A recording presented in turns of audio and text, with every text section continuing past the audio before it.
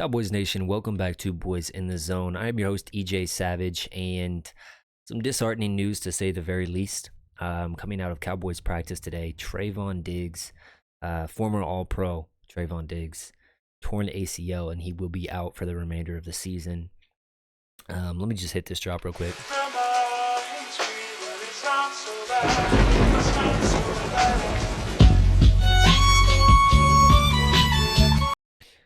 Horrible news if you're a Cowboys fan. I think that that might be the understatement of the century. But overall, man, it's next man up. It hurts me to say that because I just think about if this team does finally get over the hump and gets to the Super Bowl and possibly hoist that Lombardi trophy, Trevon Diggs won't be there.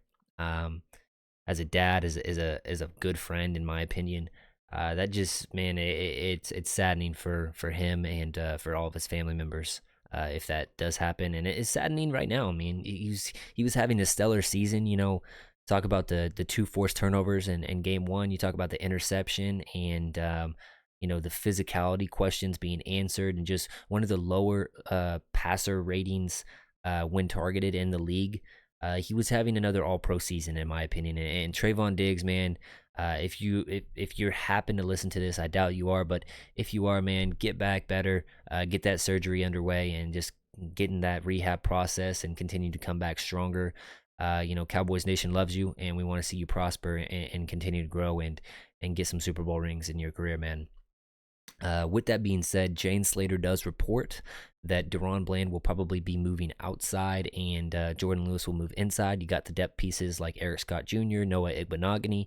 If I'm a coach, if I'm Al Harris, if I'm DQ, I'm probably looking at the option of moving Israel Mukuamu back there to corner, just talking about his versatility and physicality. He's one of the players that I think can kind of fill that void left by Trevon Diggs. But overall, man, nobody that you have is a Trevon Diggs except for Diggs himself. So disheartening, and I think that going into the season, the Cowboys really played knowing the big teams that they had to face in the playoffs was the Niners and the Eagles. Both of those teams have guys that are kind of 1A, 1B wide receiver ones. Devontae Smith, AJ Brown, Brandon Ayuk, Deebo Samuel. So without Trevon Diggs, you might not be able to leave DaRon Bland on an island like you did with Diggs, which means you might have to shade some safety help over the top towards his side, which means that you take a facet out of your game with Hooker kind of being that free range, read the quarterback kind of safety over the top, which is, that's a big part of this defense, in my opinion. So, huge loss. I will mention some names to consider in free agency if the Cowboys wanted to go to that route. This is from Matt Owen on Twitter, Professor O_NFL. He says Casey Hayward, Bradley Roby, Kyle Fuller, William Jackson, Byron Jones, Greedy Williams, Jason Verrett, and then Anthony Brown, recently released from the Niners, could all be options.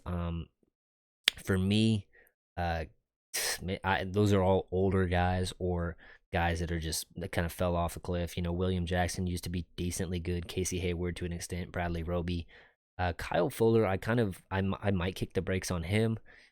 Greedy Williams, he's an interesting name, kind of a younger guy, but still has it. And then Anthony Brown, he's been here, he knows the system, so we'll see. I think that Jane Slater also reported that was probably not an option for the Cowboys, so kind of interesting there. But overall, I anticipate that they like their guys, and you just talk about Al Harris, Dan Quinn. I think that those guys have it on lock. They know what they want to do. And Dan Quinn sits up there in that skybox, and he looks at all 22 players on the field at once. He will be, he'll be able to decipher this thing and get a better grasp for what needs to happen in week 4. So give him a week to figure the loss of Trevon Diggs out. Luckily, you got kind of a weaker team in the Cardinals, a weaker passing attack that you can kind of figure out some things and give some looks to some guys out there.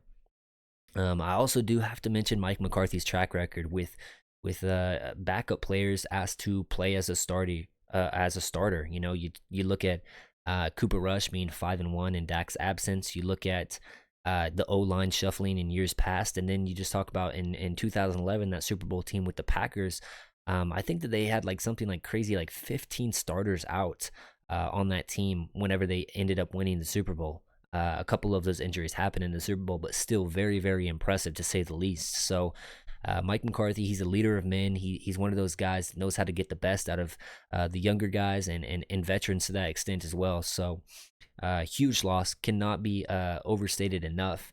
And man, I just man, it's hard to say what this defense looks like going forward, but I think that this week 3 will answer a lot of the questions. So if you happen to be tuning into this channel for the very first time, I'm EJ Savage. I come out with Cowboys content, strictly Cowboys content, man.